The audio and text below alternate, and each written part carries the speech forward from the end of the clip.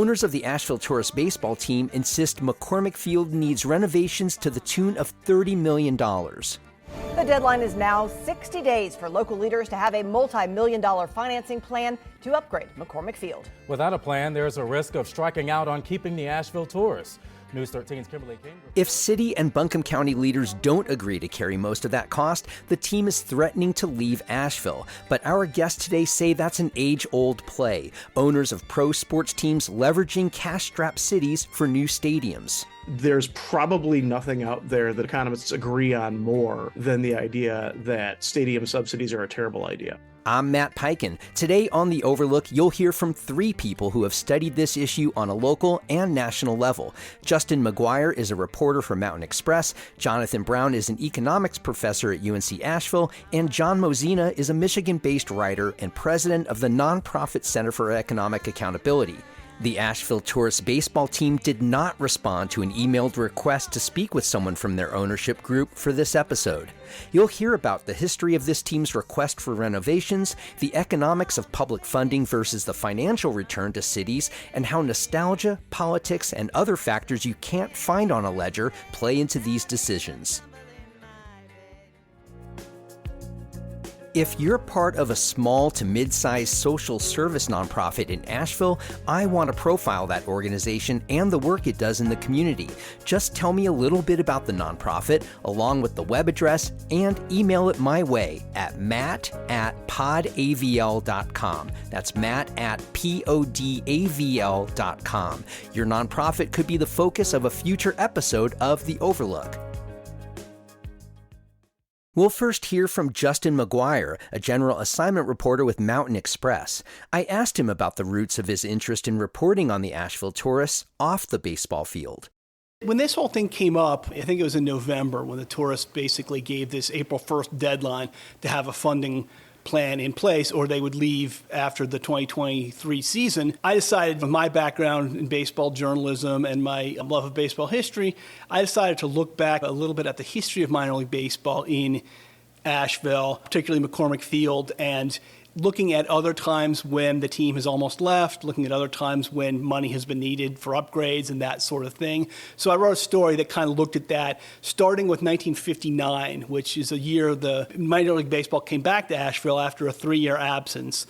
And we have had a team every year since then. So that's the beginning of a continuous stretch of Asheville always having minor league baseball at McCormick Field. So since 1959, have there been threats to leave in that time? Absolutely. There have been multiple threats over the years. Talk about that a little bit. Have they all been around stadium improvements? What have been the source of the threats to leave? The most relevant one, I would say, was early 90s. The Tourists were at that point an affiliate of the Astros, as they are now. They have since gone to the Rockies and gone back to the Astros, so it's not, they haven't continuously been with the Astros. But the Astros at that time basically said, this field's a dump. You need to fix it or we're leaving. Sound familiar? And so at that time, McCormick Field was still basically a wood and metal concourse. It was a very old-fashioned fire trap of a stadium. So they essentially, after the 91 season, they tore the whole thing down, rebuilt it as a concrete stadium on the same spot, kept the same name. So they say it's been in continuous use since 1924. Really, it's a new stadium that was built in 1991, 92 on the same spot. But, I guess you could say spiritually it's the same stadium. So that was the last time this really came up. Let's talk about that stadium renovation or overhaul. How much did it cost? Who paid for it? What's interesting, and this, I don't know how much in the weeds you want to get here, but at the time, the county owned the stadium rather than the city. There was a period from like 85 to 2006 when it was under county control for reasons that are too boring to get into. But yeah, so the county ended up paying the bills on that one, and it ended up being $3.5 million, something to that effect, upwards of maybe close to $4 million, which I think translates into $6-7 million or something in today's dollars. So that was the last significant investment in the stadium. Again, it was a whole rebuild. But even at the time, people were saying they cut corners. The initial consultants' study wanted more money than that. And they said they needed more than that. So there was an idea that even then they cut a few corners, and they immediately were almost obsolete because all these brand new minor league stadiums came in, places with luxury boxes and great sight lines and all these things that McCormick Field doesn't have. So it was almost immediately out of date after all this was changes. I just want to be clear. Did the county pay 100% of that? Did the team pay part of it? What was the split? It was almost entirely the county. If this team put any in, it was a nominal amount. Now, back then, was the stadium used for any other purposes other than tourist games? I don't think it has been used significantly for anything other than tourist games since like maybe the 50s or 60s. Wow. As far as I can tell, it's pretty much been a tourist facility since then. So since that renovation in the early 90s, talk about since then. Have there been other threats to leave previous to this one? Not that I could find. I think that was the last time there was really a lot of noise about it. The current issue is a result of the fact that in 2020, Major League Baseball revamped the entire minor league system. They eliminated about 120 teams nationally, and they put all these requirements in place for facilities. And that's the requirements that McCormick Field doesn't meet. At the time they eliminated 120 teams, the tourists were on the chopping block. And from what I've heard from a few people, they came really close to being eliminated at that point because of the quality of the stadium. They got a reprieve. You can speculate about why that is. Some people have some ideas about that I can't necessarily get into, but... Get into it a little bit. You don't have to cite your sources, but what were the reasons for the reprieve that you understand? I'll just put you this way. The ownership group has powerful political connections. The DeWine family of Ohio. And I don't know that's the reason, but... Yeah, and Major League Baseball has an antitrust exemption that they want to keep in place. They don't necessarily want to get in the position of offending anybody who has any kind of political sway. So for the past 30 years, there haven't been a lot of waves made around the condition of McCormick Field until now. I don't know that there's been a lot of public waves made about it. I'm sure behind the scenes there have been. I talked to a guy who wrote a book about the history of Asheville baseball, and the thing he told me was it's no big secret in the world of professional baseball. That McCormick Field is considered a dump, one of the worst facilities in all of professional baseball. And that's known. That's not a secret. What are you hearing now about this proposed $30 million renovation? What are you hearing about how the city and county are going to step forward or not in terms of playing a role in the funding of these renovations? From what I'm hearing, the city seems, I don't want to make predictions, but the city, they have a plan in place that they're going to look at in more depth on March 14th. I'm not clear on exactly whether they'll actually be voting on that on March 14th. They might be, though. And it's a plan in place that would require the city to basically pay somewhere in the neighborhood of $950,000 per year over like 20 years. The county would pay some, TDA would pay some, the Tourism and Development Authority.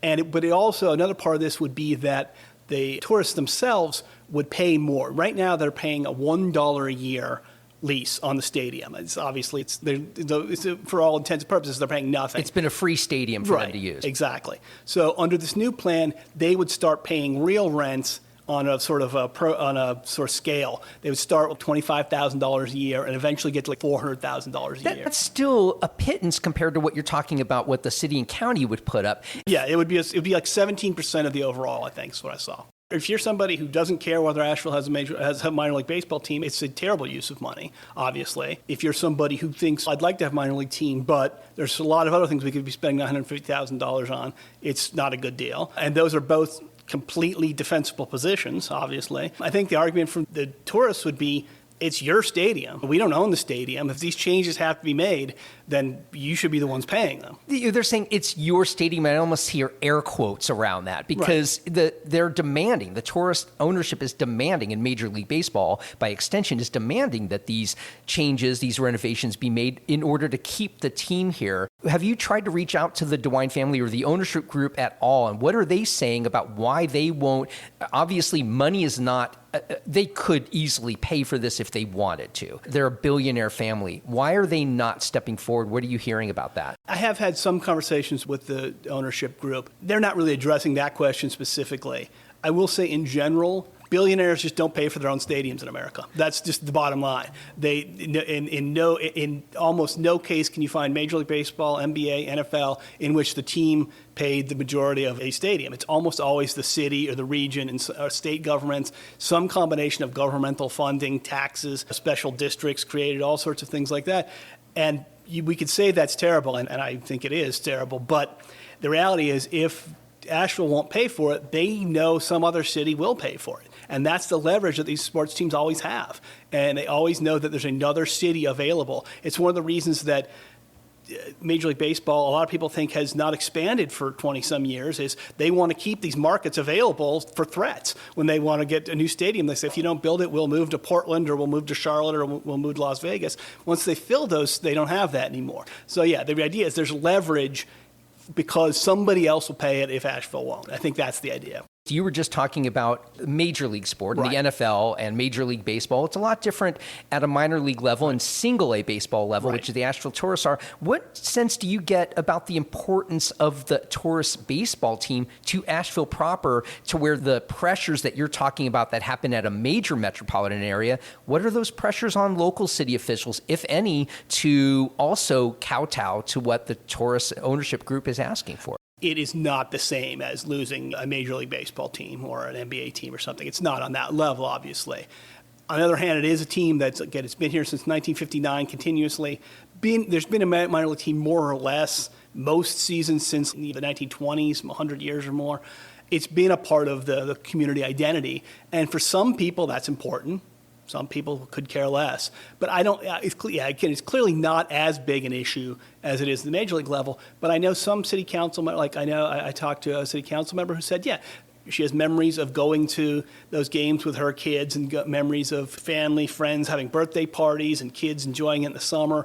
There are certainly a lot of people for whom that is a part of growing up in Asheville, was going to those games in the summer and that sort of thing. And I think for people like that, they would hate to lose it. They would hate to lose this team that's been there their whole lives.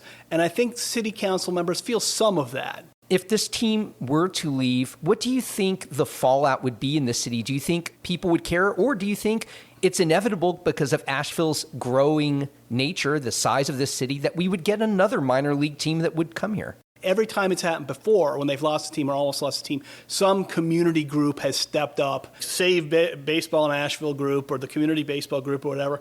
I suspect something like that might happen with somebody saying, yeah, we need to get a team in here again to replace the Tourists.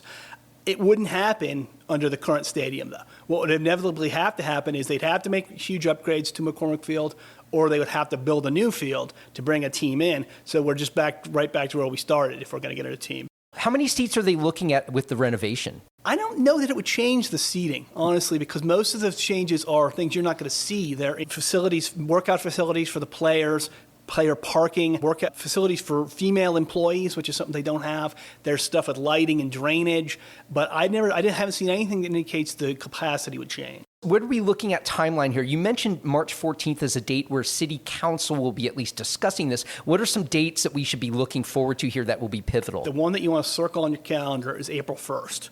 That's the date by which the Tourists have said they need to have a plan in place or they're going to leave after this season. What do you believe is going to happen? I'm a news reporter. I don't like to get into the prediction business. I will say that I think there is an appetite on City Council to get something done. I think there's appetite on the part of the Tourists to get something done. So just take that for what it is. I think there's a good possibility something's going to happen, but I'm not going to make any predictions. I hope the team stays for selfish reasons. I like going to games. I like having a team here.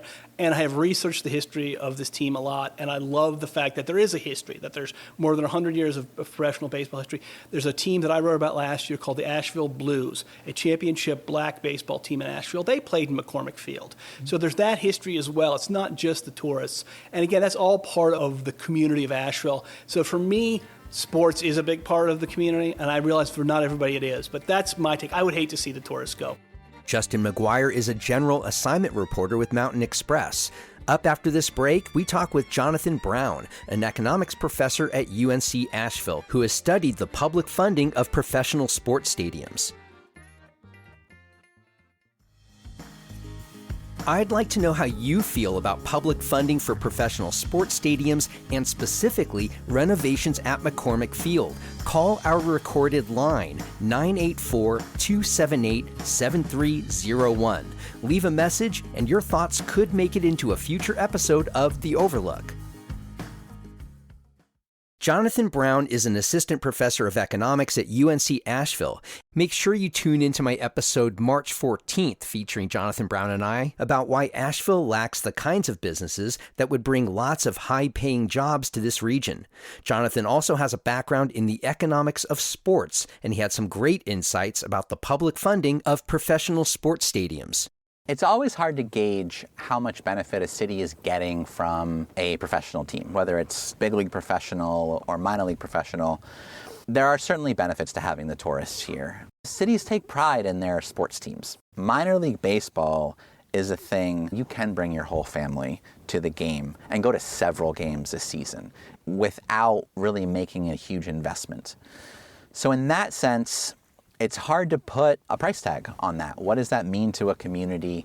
What does that mean to your identity as a city? What are you hosting?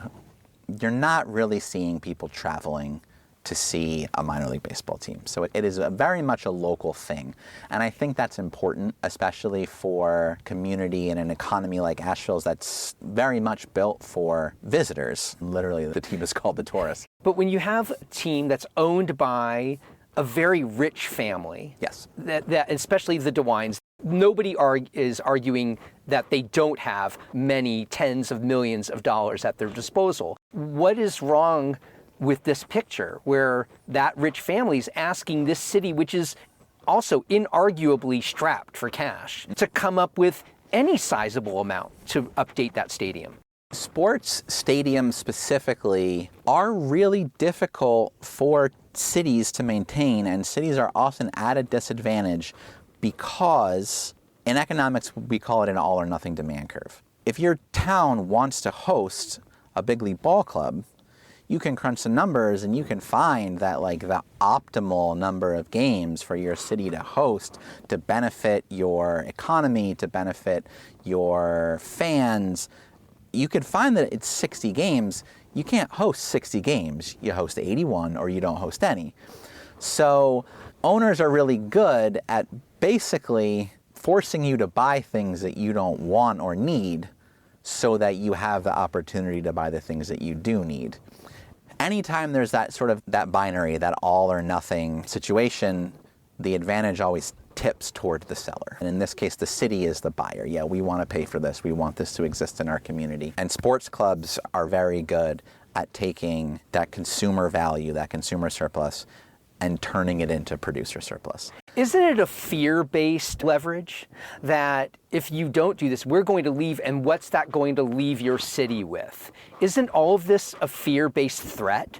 Yes. Yeah, there's another term we have in economics called the winner's curse, where you end up basically bidding for something, in this case a sports team, and then after you finally, quote, win the bid, you're left being like, oh, actually I sacrificed all of the benefit of this team here just to get them to stay. And you end up sacrificing all of the value that you would have extracted from that transaction to, quote, win. You're sacrificing, and in some cases it ends up becoming a cost to you instead of a net benefit. It's absolutely fair-based because teams can move, and they do. Which means then, even if Asheville were to pony up a sizable percentage of the improvements here, nothing is contractually keeping the tourists to stay there forever. They could leave, right? Yeah, it's unlikely, I would say, that if you invest in a stadium like that and the tourists leave, you'd have a brand new stadium to attract a team to then enter your stadium. So it's not as though if we invest in a stadium, only the tourists could use it. But certainly any time that stadium sits empty is a cost to the city. Which is every night when the tourists aren't playing, right? Because I don't believe that field can be used for other purposes. It can't easily be used for other purposes. You can't have concerts there. In my time here, there's never been a concert at McCormick Field. I've eaten there, You've on the field. Yeah. Yeah. Sometimes they host, like a restaurant will be there and there'll be tables on the field and you go and there's not a game. Okay. But I can't imagine that generates a ton of revenue. How creative can cities and teams be in working with each other to create something where there's skin in the game from all sides? There are certainly areas where you can compromise. There's a stadium financing tool called incremental financing where a team will come in and they will say how much revenue you're generating, what are the taxes you're collecting on the revenue right now. We're so confident that our new stadium will attract more people that we are going to only request funds beyond what you're making right now. So we're so confident that revenue will be increased that we would request you to fund the stadium only with the increase in revenue that we bring. Explain that. I'm not understanding that. So I think it's still called AT&T Park out in San Francisco. I think the Giants tried to finance their stadium like this. They said, all right, how much you're collecting sales revenue in the area surrounding the stadium, and we would like to use some of that revenue to fund this new stadium. And they were negotiating with the city, and what they said was, there's a certain amount of revenue that's happening right now. We really think that if we invest in our stadium, the revenue around the stadium will go up. And we would like, so because the revenue will go up, your sales tax will go up, and we would like that increase. Whatever is raised through that increase would go to the team. So it's no skin off the city's back up front. It's just that you're meaning so we as a city, municipality, don't have to pay past a certain point right now. And that the team is placing a bet, in a sense, that through tax increment financing, that whatever additional revenues come in, we will get that money, and that's still not costing the city more money. Because it's just the increase. It's just the increase. And it doesn't necessarily have to be we're not collecting any tax revenue until a threshold and then we collect all of it. It might be that after you cross that threshold, we start taking a larger percentage of that revenue. It worked out well for the Giants, if I remember correctly, because the Giants invested in the stadium and also started winning. Whereas here, how can the taxes increase here? How can the TIF work in an area like this? People are already going to the breweries. Do you see that as a realistic leverage point? I'd have to look at how many people are drawn to the Taurus Stadium for every game and where they're spending money. Because right now I think it's fairly easy to park for free to go to a Taurus game. Fairly easy, yeah. So there's not a ton of revenue that's generated other than the sale of the tickets. And in concessions in the park. Which belong to the team. Right. So if you're taxing that, you're just end up taxing it and then giving the money back to the team to finance their stadium. Being a single A affiliate becomes a little bit more difficult. It depends on how the city wants to view that team. When you have a major metropolitan area, a high-level team is going to be viewed as like a revenue-generating entity for the city. But with a single A team like the Tourists, it becomes a situation where we want to view this thing almost more like a park, where like Carrier Park doesn't generate any revenue for the city, but we still pay to maintain it. Do we want to offer this amenity to our community? And how much is it worth? That would be opening a can of worms, I think, just for community to, hey, I'm going to reserve the baseball stadium to use for our game today. Sure, yeah. I don't know how that could work. But it's also just this idea of this is a thing that I can, and yeah, I do have to pay admission to it, but it's for the community. The tourists as a public good, I think, is a really interesting economic question. Like, who's extracting value from that, and what responsibility does the city have to provide that value to its citizens?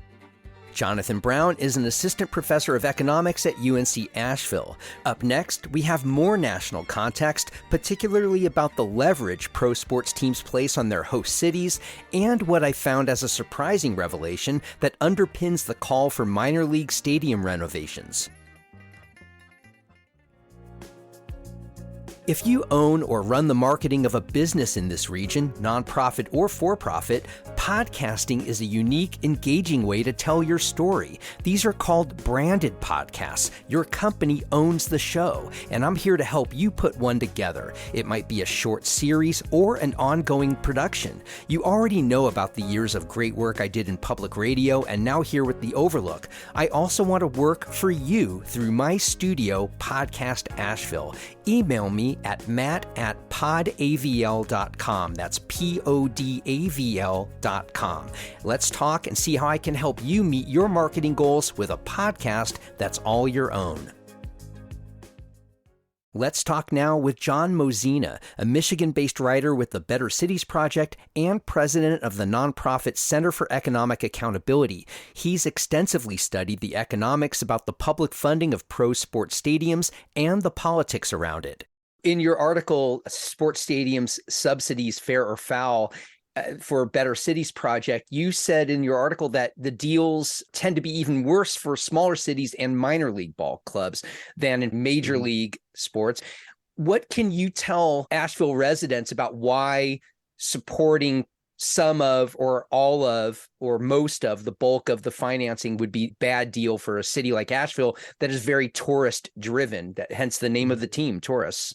The simplest way to put it is that there isn't more money in people's pockets and there isn't more money in people's entertainment budgets because there's a minor league team there or any kind of team there than if there weren't. Any dollar that gets spent at the tourist's ballpark is a dollar that's not getting spent someplace else, whether the visitor is a tourist themselves or whether it's someone in the community. If there weren't a ballpark there, somebody who might have used the couple bucks that they had at the end of the week for beer and a dog or something like that at the game might instead go bowling or just go out to dinner with the family or just hit a bar with friends. And that's the thing is these stadiums aren't creating any new dollars. What they're doing is they're shifting around where those dollars are spent. One of the things that seems to be the angle that a lot of these pro sports teams lean on, whether it's major league or minor league teams, is that think of your city without this team, that it's not something that they can quantify on an economic ledger, that these are intangibles, that, we can say we are an NFL team. And what will it mean to our city if we lose this team? It probably is less of that kind of an argument when it comes to minor league sports, perhaps. That's something that you can't put a price tag on. Talk about how pro teams use that emotional leverage to steer this argument. Yeah. Oh, absolutely. That's the heart of this is that these teams, these leagues, these owners take advantage of the passion and pride that we have for our cities and for our teams. The issue is that if you look at just basically what happens in history, it's not that having a team makes a place major league. So to show you're a major league city, Green Bay, Wisconsin has had a professional sports team basically as long as there's been professional sports. And I don't know that anyone would consider Green Bay like a major league city in any other facet of the term. To play the other side of the coin, Green Bay is probably an outlier, that most cities with major league teams do aspire to be seen as a major league city. And I want you to comment on this statement or this theory. Perhaps the cities that are most prone to be leveraged are ones that are not the biggest of cities. Like the Sacramento Kings, the only team in all the major league sports that are based in Sacramento. And there are other cities that are like that. I would imagine they would feel a little bit insecure about that status, and that these pro teams give them a certain badge to hold up to corporations and other businesses that might locate just because there's that feeling, this is a big league city. Yeah, absolutely. And that's a major reason why when the Rams moved to Los Angeles, the team owner ended up paying basically for his own stadium. There was a little bit of land game being played there, but for the most part, he paid for his own stadium because LA didn't need him. Sure, there were people there who were happy, but he had no leverage over Los Angeles to get them to do it, unlike he would, as you said, in a Sacramento, or you look at Portland. Are they next for a team? That sort of small mid-market issue always, you're absolutely right, that there's a societal pressure, there's a sort of civic pride, there's a desire to see that. Realistically, when you look at where teams are moving and where teams are starting up, it's not that a team goes in and then a place becomes a big league city. What is it? The relationship is the other way around, that a sports leagues put teams in places or move teams to places that are in the process of growing. They're moving them to on Nashville. They're moving them to an Austin, to an Oklahoma City, places where the growth curve is already going up, and they want to try to capture that. So when you look at a city like Asheville, is this a legitimate threat that a minor league baseball team would move to another city that's ready to accommodate? I think the issue would be less, and this is a specific issue right now for minor league baseball, which is different from other sports and other leagues, which is that Major League Baseball has absolutely, frankly, screwed the minor leagues, is in the process of trying to contract the minor leagues. The major league teams have basically said that they feel that they have too many minor leaguers, that they put too much money and effort into supporting farm systems that aren't generating a high enough percentage of future major leaguers, and are really, to a great extent, so much of this, all of the issues with the tourist ballpark are supposedly, it's not up to major league standards. They're doing that intentionally to try to get rid of a whole bunch of minor league affiliates. They want to shrink down the number of affiliates each team has. This is happening all over the country. It is not something that Asheville is the only city dealing with. And Major League Baseball knew, and the minor league team owners knew, that this was going to set off a scramble to be one of the they were pulling a bunch of chairs out of the musical chairs circle, and some cities were going to be left without a team, and that was intentional on Major League Baseball's part. Major League Baseball is in the process of they've never treated the minor leagues or minor leaguers terribly well. And right now they're in a process of contracting it even further. They're even to the point, I saw something in the paper the other day that said that they're currently lobbying Florida to try to exempt minor league baseball players from the state's minimum wage laws. They're really trying to chop away at what they see as too big of a cost structure for the big league teams. And so that's where Asheville's getting this coming from the sides. From the standpoint of, could it move someplace else? That's really unlikely. Could it get contracted altogether and no longer have a major league affiliate? That's far more likely from what I've seen. That is huge news to me, and that this is a sort of silent, secret form of attrition. So you're saying, though, that this $30 million in renovations to meet Major League Baseball standards that they have set, these standards, you're saying,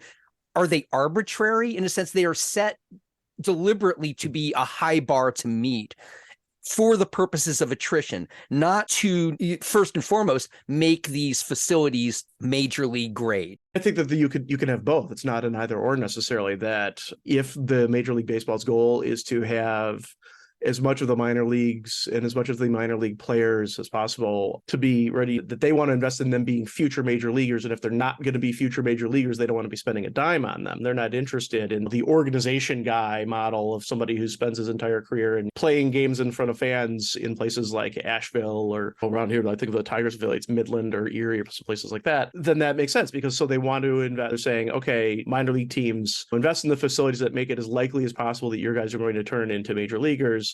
And at the same time, that gives them the opportunity to, like you said, create a mechanism that allows them to pare away at what they see as low performing or unnecessary parts of the minor leagues that aren't delivering they might be delivering a lot of fun and enjoyment to fans in the towns where they are, but they're not delivering what Major League Baseball wants, which is future major league players. And no politician wants to be known as the mayor that let the team go, or the city council. There's always that, which is why the article that you were talking about that I wrote for an audience of municipal city level elected officials and appointed officials, which is why I made the point, like, look, the simple answer here for you politicians is to put this to the people for a vote, because that way you're clear. If it goes down, then you get to be like, hey, it wasn't me, it was the voters. Don't blame me for what the voters did. And if it wins, then you get to sit there at the ribbon cutting ceremony taking credit for this great thing you did, even though you didn't do it. So the correct political answer for the folks in charge would be like, let the voters figure it out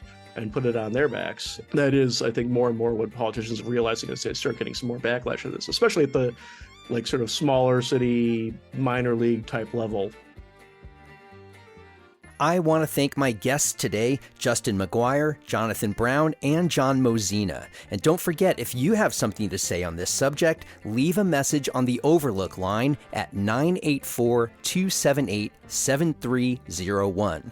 The Overlook is a production of Podcast Asheville. Our theme music, Maker's Song, comes courtesy of the Asheville band The Resonant Rogues. New episodes of The Overlook are available at 6 a.m. weekday mornings, and you can get all our episodes in a single email by subscribing to our weekly newsletter at podavl.com. I'm Matt Peiken, and I'll see you on the next episode of The Overlook.